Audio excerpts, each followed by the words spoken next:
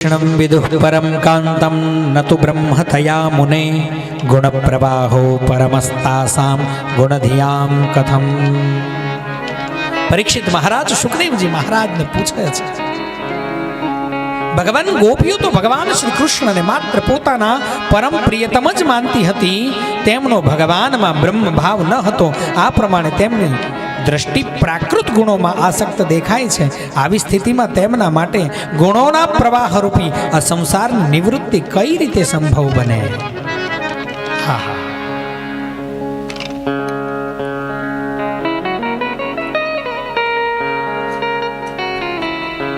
सुखदेव जी महाराज कहे छे, परीक्षित उक्तम पुरस्तादे तत्ते चैद्यः सिद्धिं यथा गतः द्विषन्नपि ऋषिकेश किमुताधोक्षज प्रिया। हूँ तमने पहला जणावी चूक्यो छूं कि चेदीराज शिशुपाल भगवान प्रत्ये द्वेष भाव राखता हता, छतां पोतानुं प्राकृत शरीर छोड़ीने अप्राकृत शरीरथी भगवानना ज पार्षद बनी गया हता। कृष्ण कन्हैया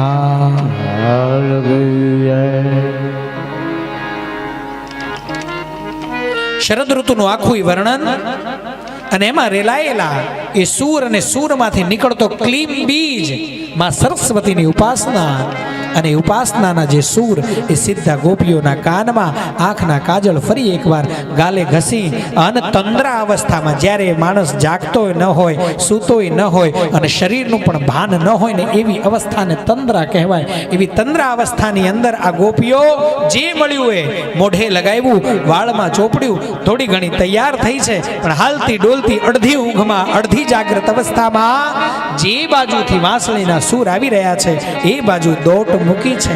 જોત જોતામાં વૃંદાવનની અંદર આ ગોપીઓ બધી ભેગી થઈ ગઈ છે અને એક ઠેકાણે શ્રી કૃષ્ણ પગની આંટીવાળી લાકડીના ટેકે બાંસુરીને પોતાના અધરોષ્ઠ ઉપર પધરાવી અને અસુર રેલાવી રહ્યા છે ને ત્યાં જઈને આ ગોપીઓ બધી સ્થિર થઈ ગઈ છે। એ મંત્રની અંદર મુગ્ધ થઈ ગઈ છે, એ મૂર્તિની અંદર પ્રાવૃત્ત થઈ ગઈ છે, એ સૂરની અંદર એની સૂરતા લાગી ચૂકી છે।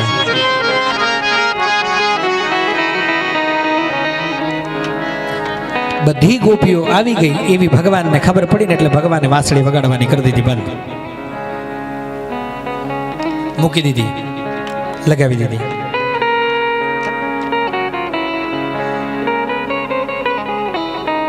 પ્રેમથી સાહેબ જે જીતાય ને એ ક્યારેય હથિયારથી જીતી શકાય નહીં।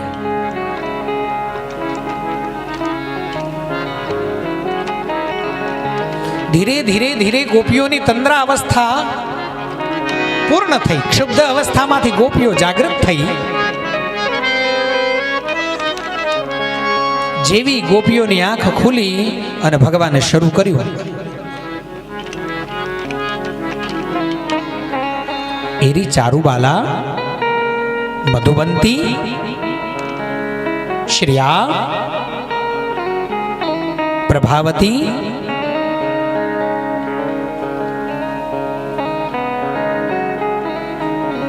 આમ હાવ મૂળ ગુજરાતીમાં આવી જવું, મૂળ ગુજરાતીમાં હાવ આપણી ભાષામાં શું કીધું ભગવાને? આમ તો જો આ તમને કોઈ લાજ શરમ છે? અડધી રાત થઈ છે,